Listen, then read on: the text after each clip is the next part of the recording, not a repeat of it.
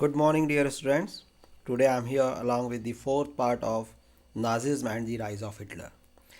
And today's session I am going to explain about the Nazi world view. बच्चों, आज हम नाजियों का जो विश्व दृष्टिकोण था उसको समझेंगे. After that, I shall explain about the establishment of racial state. किस तरह से नाजियों ने वहाँ पर अपने इस रेशियल स्टेट को, इस नस्लीय राज्य की या नस्लवादी राज्य की स्थापना की थी, उसको समझेंगे.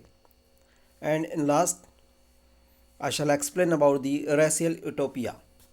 जो कल्पना लोक था, नस्लीय कल्पना लोक, उसको मैं समझाने की कोशिश करूँगा. बच्चों, इस सेशन में हम ये समझने की कोशिश करते हैं कि जो नाजीज़ की जो आइडियोलॉजी थी, नाजियों की, या कहा जाए हिटलर का जो विश्व के प्रति अपना जो नज़रिया था, वो दोनों एक दूसरे के सिनोनिम्स थे. ठीक बच्चों, नाजीज़ जो थे वो आर्यंस को ही एक प्योर सिटीजन्स के तौर पर देखते थे.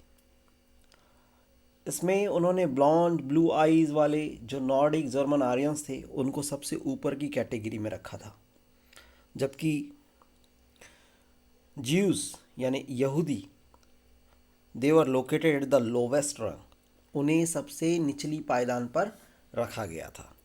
इस चैप्टर में, इस सेशन में हम नाजीज़ के दूसरों के प्रति, जैसे हम पोलिश की बात करें, पोलैंड के रहने वाले लोगों की, वहाँ पे ज्यूज़ थे, यहूदियों की संख्या सबसे ज़्यादा थी. इसके अलावा बेटा जिप्सीज, अनडिज़ायरेबल कंडीशन में उनको रखा जाता था. जो ब्लैक होते थे उनको भी इसी कैटेगरी में रखा जाता था. तो मैं इस सेशन में इस चीज़ को समझाने की कोशिश करूँगा कि वे किन लोगों को ख़त्म कर देना चाहते थे और आर्यंस को उन्होंने किस कैटेगरी में रखा था. बच्चों, नाजियों ने जो अपराध किए वे खास तरह से मूल्य मान्यताओं और एक खास तरह के व्यवहार से संबंधित थे. The crimes that Nazis committed were linked to a system of belief and a set of practices. While we are talking about the Nazis ideology, that was the synonyms of Hitler's world view. There's no doubt. हमको इसमें कोई संदेह नहीं होना चाहिए कि Nazis की विचारधारा और हिटलर का विश्व के प्रति दृष्टिकोण दोनों एक दूसरे के पर्यायवाची थे. According to this, there was no equality between people. Okay? And but only a racial hierarchy. बच्चों, ये नस्ल के आधार पर था. वहाँ लोगों के बीच, समाजों के में जो लोग थे उनको बराबरी का हक नहीं था. वो केवल रेशियल हायरार्की पर डिपेंड करता था. Okay, and in this view blond blue eyed Nordic German Aryans were at the top. बेटा, ये जो थे ब्लॉन्ड नीली आंख वाले लोग, नॉर्डिक जर्मन आर्यंस, ये सबसे ऊपर, ये टॉप कैटेगरी में होती थी society. And while Jews were located the lowest रंग, जबकि यहूदियों को सबसे निचली पायदान पर रखा जाता था. अगर सामाजिक व्यवस्था को देखें तो उनकी स्थिति बदतर थी. They came to be regarded as the anti race, the arch enemies of the Aryans. बच्चों, यहूदियों को नस्ल विरोधी माना जाता था. उनकी नस्ल जो थी उसके विरोधी माना जाते थे. वो उनको आर्क एनिमीज, कट्टर शत्रु मानते थे. आर्यों का वो कट्टर शत्रु माने जाते थे यहूदी लोग. बाकी तमाम समाजों को, दूसरे जो समाज थे बेटा, उसको बाहरी रंग रूप के हिसाब से जर्मन आर्यों और यहूदियों के बीच में रखा गया था. ठीक, सबसे टॉप में आर्यंस, बीच में कलर्ड पीपल होते थे, और फिर juice.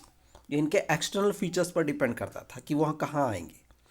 Hitler's racism borrowed from thinkers like Charles Darwin and Herbert Spencer. Dear students, both were natural scientist. Charles Darwin और हर्बर्ट स्पेंसर, ये दोनों ही, ये इनके जो ये जो थे बेटा, ये प्रकृति विज्ञानी थे. और हिटलर की जो नस्ली सोच थी वो चार्ल्स डार्विन और हर्बर्ट स्पेंसर जैसे विचारकों के सिद्धांतों पर आधारित थी. ठीक, Darwin was a natural scientist who tried to explain the creation of plants and animal through the concept of evolution and natural selection.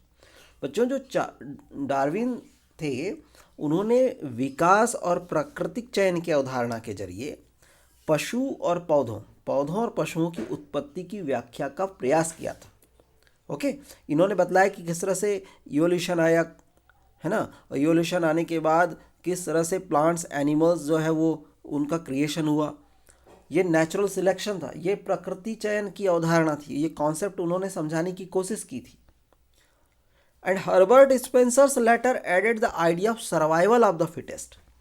बच्चों, बाद में हर्बर्ट स्पेंसर ने अतिजीविता का सिद्धांत बतलाया, मतलब जो सबसे योग्य होगा वही जिंदा बचेगा, यह विचार दिया हर्बर्ट स्पेंसर ने। ठीक, अब इस विचार का मतलब ये था कि जो प्रजातियां, okay, we should bear in mind that हमको ये समझना चाहिए बेटा, according to this idea only those species survived on earth that could adapt themselves to the changing climatic condition. मतलब हमको ये समझना चाहिए कि जो प्रजातियां बदलते हुए वातावरण या परिस्थितियों के अनुसार अगर खुद को ढाल लेती है तो वही पृथ्वी पर जिंदा रहती है। इस तरह से जो विचार थे हर्बर्ट स्पेंसर ने सर्वाइवल ऑफ द फिटेस्ट का दिया।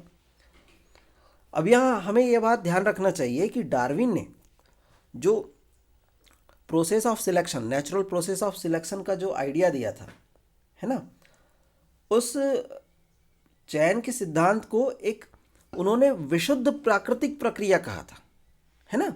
उन्होंने क्या कहा कि ये नेचुरल प्रोसेस ऑफ सिलेक्शन है। He never advocated human intervention in what he thought. वो जो कुछ सोचता था उसमें उसने इस बात की वकालत नहीं किया कि इसमें कोई मानवीय हस्तक्षेप हो। उसने कभी नहीं इस बात को लेकर के बात कही कि मानवीय जो हस्तक्षेप होगा उसकी उन्होंने कभी वकालत नहीं की। लेकिन हाउएवर हिज आइडिया, डार्विन के इस आइडिया को were used by racist thinker and politicians to justify imperial rule over conquered people. लेकिन जो नस्लवादी विचारक थे, जो राजनेता थे, उन्होंने जो कॉन्क्वर्ड सोसाइटी थी या एरिया था या पीपल थे, उन लोगों पर साम्राज्यवादी शासन को सही ठहराने के लिए डार्विन के विचारों का सहारा लिया था। ठीक है, तो नाजीज ने डार्विन की इस कॉन्सेप्ट को अपने हिसाब से ले लिया। And the Nazi argument was simple, the strongest race would survive and the weak ones would parish.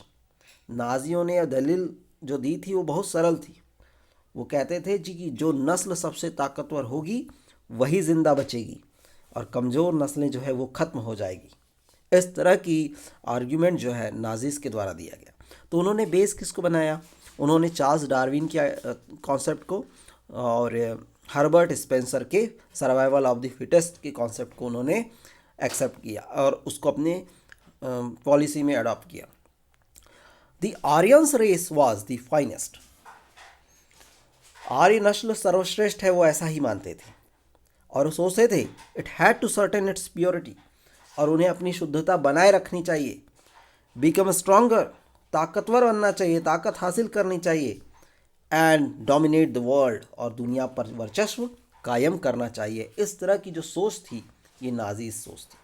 बेटा तो हमने देखा जो नाजी वर्ल्ड व्यू के अंतर्गत कि सर्वाइवल ऑफ द फिटेस्ट है ना, इसको उन्होंने प्रेफरेंस दिया और उन्होंने उसमें भी रेशियल बेस्ड जो थी डिस्क्रिमिनेशन उसको फॉलो किया।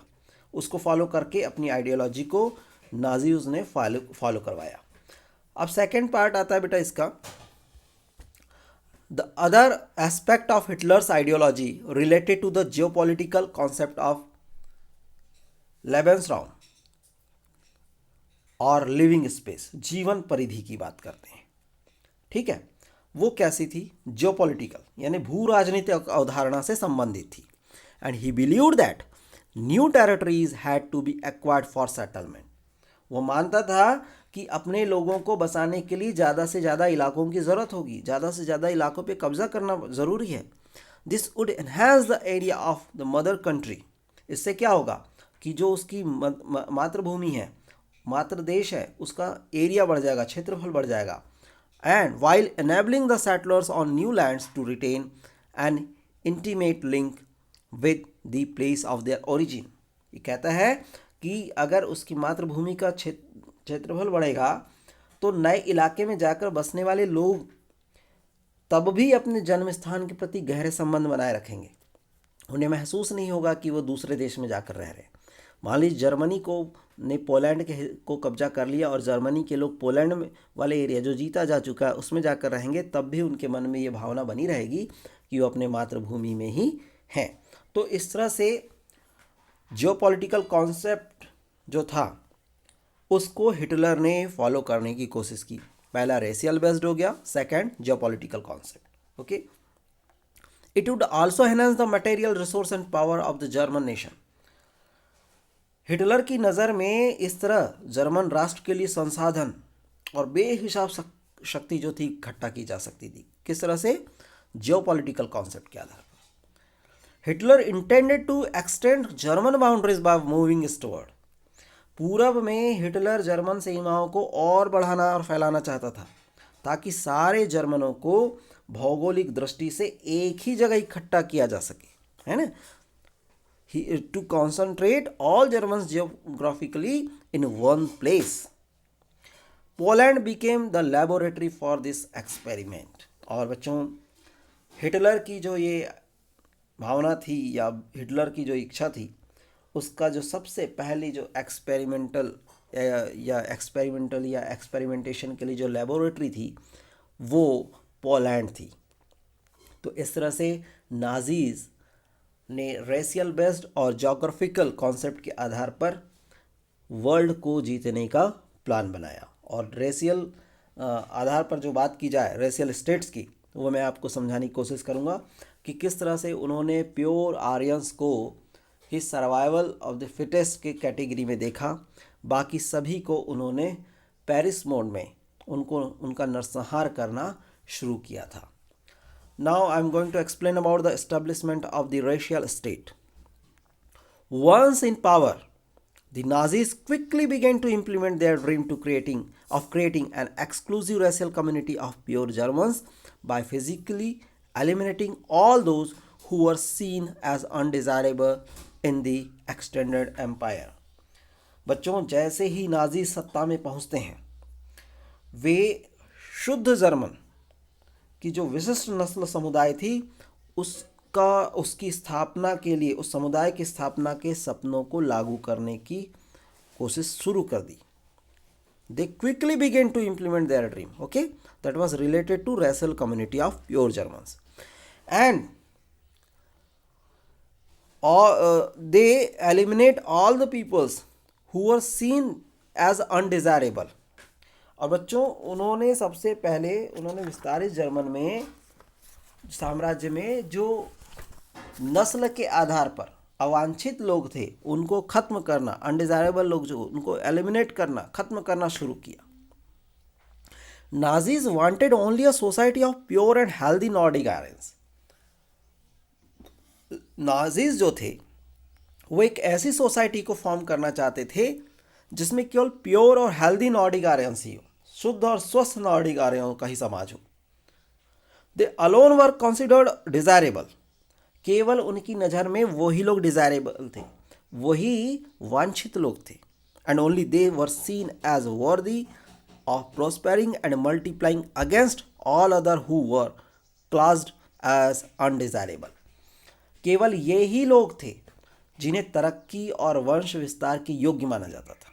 यही लोग संपत्ति को इकट्ठा कर सकते थे, अपने वंश को बढ़ा सकते थे, बाकी सबको अवांछित माना गया.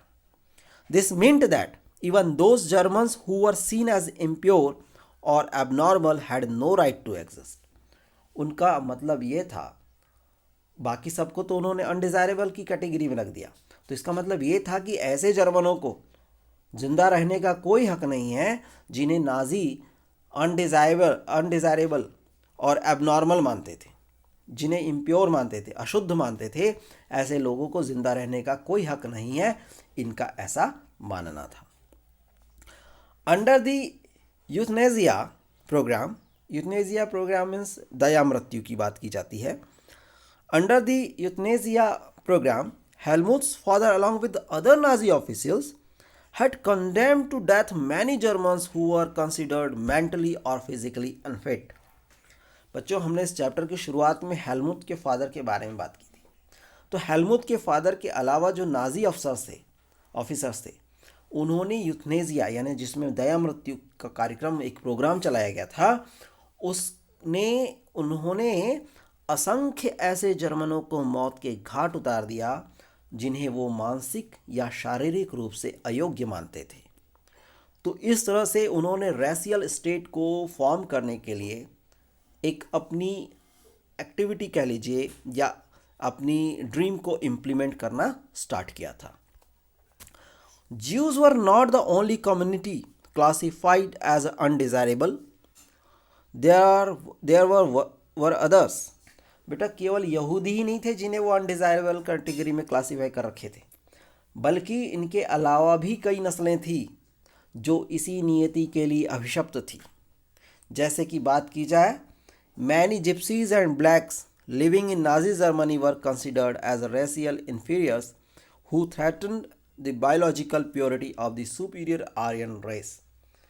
बच्चों, जो जर्मनी में रहने वाले जिप्सीज थे, अश्वेत थे, कि पहले तो जर्मनी की इनसे नागरिकता छीन ली गई, ठीक है, और बाद में देवर वाइडली परसिक्यूटेड, और बाद में क्या किया गया कि इनको मार दिया गया। अगर हम रशियन और पोलिश मूल के लोगों की बात करें, Russian and Poles were considered subhuman and hence undeserving of any humanity. इसके अलावा जो रूसी और पोलिश मूल के लोग थे, उनको भी मनुष्यों से कमतर माना जाता था, सब ह्यूमन कैटेगरी में रखा जाता था, ठीक। और जब जर्मनी ने पोलैंड और रूस के कुछ हिस्सों पर कब्जा कर लिया, तो स्थानीय लोगों को भयानक परिस्थितियों में गुलाम की तरह काम पर झोंक दिया गया। बेटा, उन्हें स्लेव लेबर बना दिया गया। उनके साथ इंसानी बर्ताव नहीं किया जाता था, उन्हें इंसानी बर्ताव के लायक ही नहीं समझा जाता था। और उनमें से बहुत सारे लोग, many of them died simply through hard work और स्टारवेशन। उसमें से बहुत सारे लोग, ये जर्मन और पोलैंड और रूस के बहुत सारे जो हिस्सों में जो कब्जा किए गए और लोगों को स्लेव बना लिया गया, उनमें से बहुत सारे लोग बेहिसाब काम के बोझ की वजह से मर गए, या तो स्टारवेशन यानी भूख की वजह से मर गए। तो इस तरह से नाजीज अलग अलग हिस्सों में रेशियल स्टेट्स को फॉर्म करने के लिए अदर देन आर्यंस, जो भी रेशियल कम्युनिटी होती थी, उनके साथ इस तरह की अमानवीयता को अंजाम देते रहे। Jews remain the worst sufferer in Nazi Germany. बच्चों, नाजी जर्मनी में जो सबसे बुरा हाल था वो ज्यूज का ही था, यहूदियों का। Okay, Nazi hatred of Jews had a precursor in the traditional Christian hostility towards Jews. बच्चों, जो यहूदियों के प्रति नाजियों की दुश्मनी का एक आधार क्या था? यहूदियों के प्रति ईसाई धर्म में मौजूद परंपरागत घृणा भी थी, ठीक है। They had been stereotype as a killer of Christ. बेटा, उन्हें उनकी नज़रों में जो थे, ईसाइयों का आरोप था कि ईसा मसीह को यहूदियों ने ही मारा है, और ईसाइयों की नज़र में यहूदी आदतन हत्यारे थे और सूदखोर भी थे, ठीक। मध्यकाल तक, until medieval times, Jews were bad from ऑनिंग land. मध्यकाल तक यहूदियों को ज़मीन का मालिक बनने की मनाही थी, और ये लोग मुख्य रूप से व्यापार और धन उधार देने का धंधा करके अपना गुजारा चला सकते थे, ठीक। They survived mainly through trade and money lending. उधार दे करके जो पैसा मिलता था ब्याज का, उसका, या ट्रेड करके। They lived in separately marked areas called ghettos. बच्चे, वे बाकी समाज से अलग बस्तियों में रहते थे। ये जो यहूदियों की बात, ज्यूज की बात की जाए, और जिन एरियाज में रहते थे उन्हें घेटोस कहा जाता था, दड़बा कहा जाता था। They were often persecuted through periodic organise violence. बच्चों, इनका सफाया करने के लिए बार बार इनका सफाया कर दिया जाता था। इनका नस्ल संहार किया जाता था। उनके खिलाफ जब तब संगठित हिंसा कर ली जाती थी। एक्सपल्सन फ्रॉम द लैंड, और इसके अलावा उन्हें उनकी ज़मीन से या बस्तियों से खदेड़ दिया जाता था। तो इनके साथ अमानवीय व्यवहार बहुत ज़्यादा होता था। बच्चों, इसके अलावा अगर हम बात करें कि अगर ये लोगों को बचना होता था तो ईसाइयत ने उन्हें बचने का एक रास्ता फिर भी दिया हुआ था। वो ये था कि धर्म परिवर्तन कर लिया जाता था। और आधुनिक काल में जब बहुत सारे यहूदियों ने ईसाई धर्म अपना भी लिया तो जानते बूझते जर्मनी संस्कृति में वो ढल भी गए। लेकिन जो हिटलर था, हिटलर के मन में यहूदियों के प्रति जो घृणा थी वो वैज्ञानिक सिद्धांतों पर आधारित थी। ठीक, वो जो छद्म वैज्ञानिक सिद्धांत थे उस पर आधारित थी।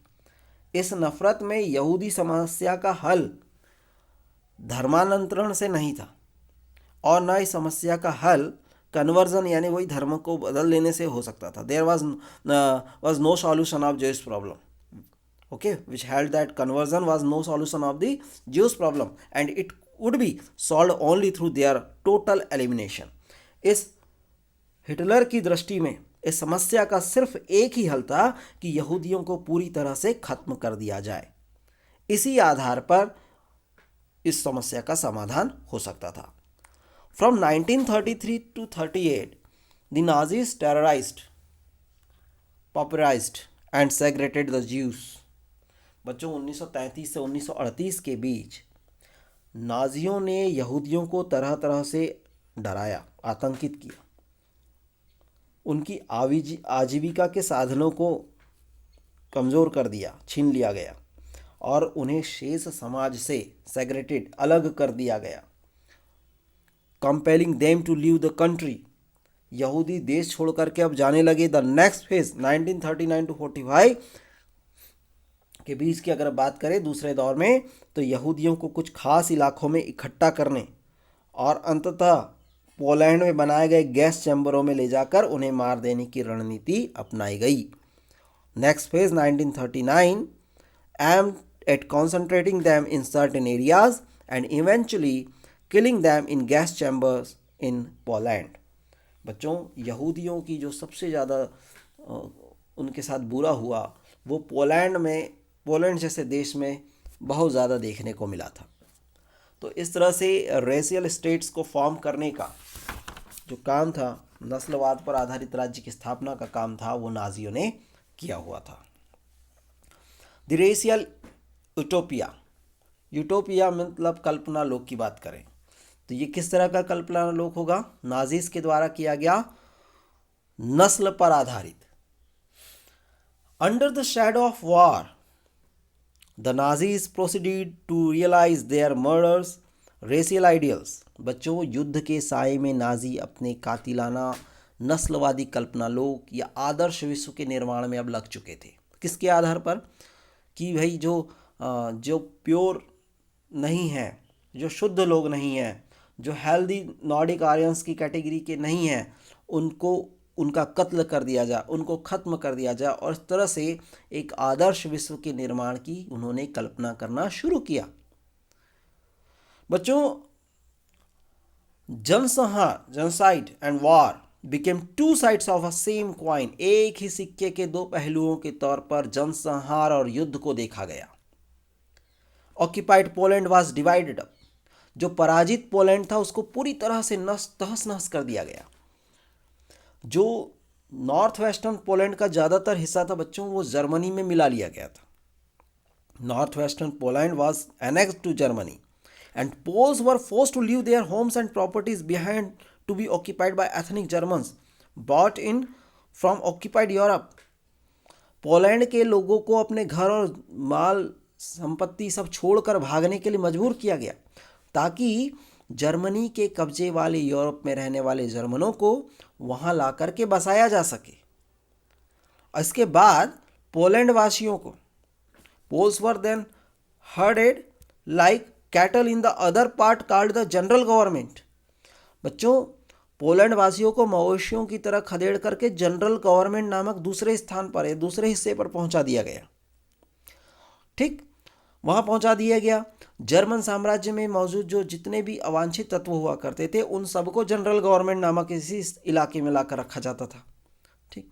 पोलैंड के जो बुद्धिजीवी लोग थे, है ना, members of the Polish intelligentsia were murdered in a large number in order to keep the entire people intellectually and spiritually servile। बच्चों, पोलैंड के बुद्धिजीवियों को बड़े पैमाने पर मौत के घाट उतार दिया गया। यह पूरे पोलैंड के समाज को बौद्धिक और आध्यात्मिक स्तर पर गुलाम बना देने की चाल थी इस जर्मनी के आर्यंस के द्वारा। और आर्य जैसे लगने वाले जो पोलैंड के बच्चों को उनके माँ बाप से छीन करके जांच के लिए नस्ल विशेषज्ञों के पास पहुंचा दिया जाता था। Polish children who looked like Aryans were forcibly snatched from their mothers and examined by race experts. If they passed the race test, they were raised in German families, and if not, they were deposited in orphans where most perished। बच्चों, जो बच्चे लगते थे कि ये आर्यन के बच्चे हैं तो उनकी नस्ल विशेषज्ञों के पास जाकर के जांच होती थी। अगर वे नस्ल की जांच में कामयाब हो गए तो उन्हें जर्मन परिवारों में पाला जाता था, और अगर ऐसा नहीं होता था तो उन्हें अनाथ आश्रमों में डाल दिया जाता था और उनमें से ज़्यादातर बच्चे मर जाते थे। बच्चों, जनरल गवर्नमेंट में कुछ ऐसे लार्जेस्ट गेटोज और गैस चैम्बर्स थे, इसीलिए यहाँ पर यहूदियों को बड़े पैमाने पर मारा जाता था।